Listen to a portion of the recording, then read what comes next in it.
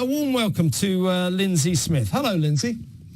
Hiya, Kevin. It's nice to speak to you again. Yes, great to have you on board. Well, just first of all, tell us how this all happened. You're a lifelong Newcastle fan. You put something on Twitter. Perhaps you could explain exactly what it was you said. And they decided that they were going to ban you for this. What was it that you said on Twitter that was quite so offensive to Newcastle United and the Premier League? Well, I've basically tweeted things like, just your daily reminder, trans women are men. There was this one tweet where there was a picture of the trans flag, and inside it had reality is transphobic written in it. And I posted that with yawn written in capital letters above it because someone was calling me names.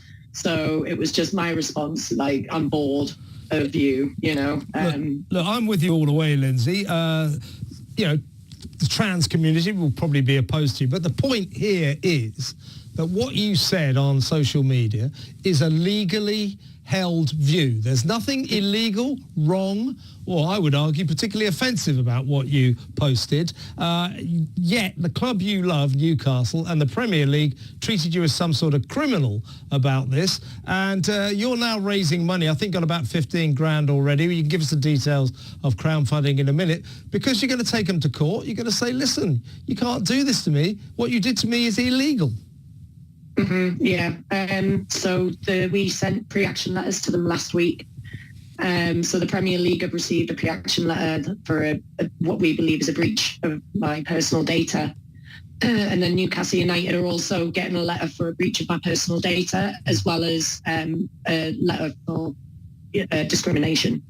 Because I do feel like I've been discriminated against. I would agree with that. And tell us what they did to you. Tell us how they spied on you.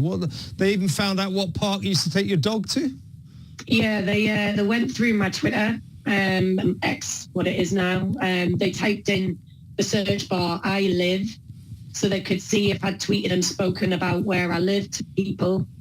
There's the park where I used to walk my border collie before I lost him in October, and I think it was a picture I'd taken in the July or the June of me just walking him around the park, and they managed to find a Google Street image from that, and they also figured out what the church was from the background and went as far as to Google search that church and put the address and name of it in and everything.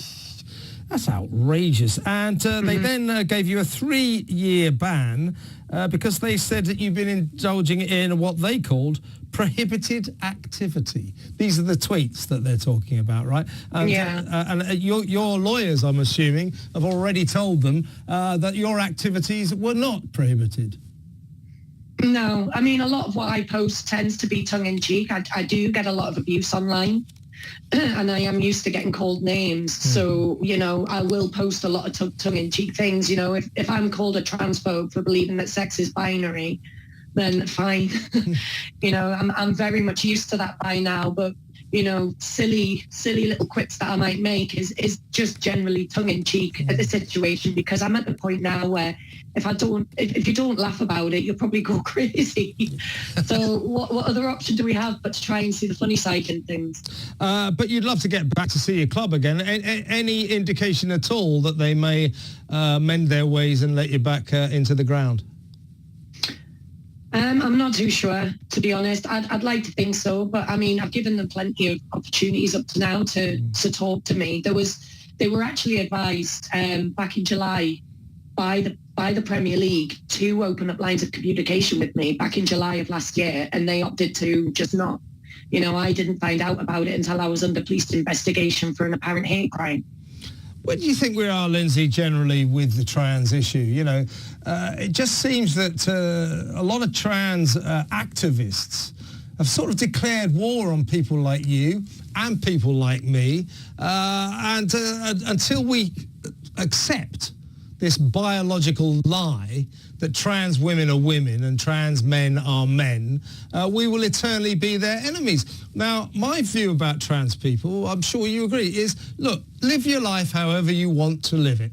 If you want to live your life as a woman, great. I hope it makes you happy. If you want to live your life as a man, I hope it makes you happy. I will go along with you. I'll even call you she or he or whatever pronoun you want, but I will draw the line if you demand that I gather round a complete lie, and that is that trans women are women. That's biologically not true. That's where I draw the line. Yeah, there's a few areas. I mean, I've not always been as hardline as I am about things, but what I realised very quickly when you're talking about this subject is it doesn't matter how considerate or thoughtful you try and be with what you're saying. They are going to twist what you're saying and they're going to attack you anyway. So you learn very quickly when you start speaking out about this that it doesn't matter what you say, it doesn't matter what you do.